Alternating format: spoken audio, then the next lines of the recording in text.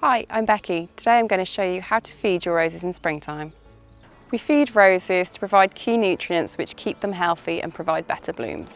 We recommend feeding your roses between late March and early April, just before all of the new leaves have fully opened. We do it at this time so that the nutrients build up in the soil, ready for the first flush of roses in early summer.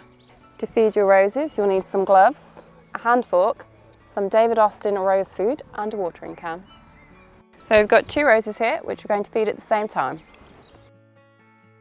The first step is to remove any weeds, stones or debris from around the roses. You can just use your hand fork to pull these away.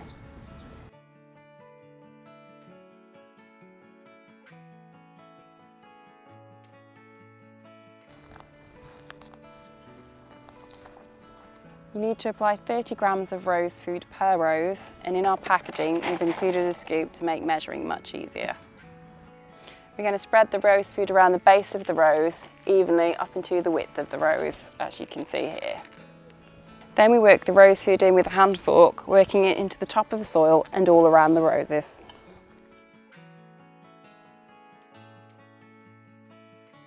The final step is to water the rose after feeding.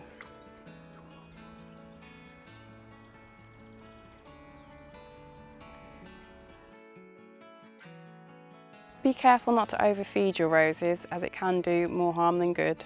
If you have any more questions, please let us know in the comments below.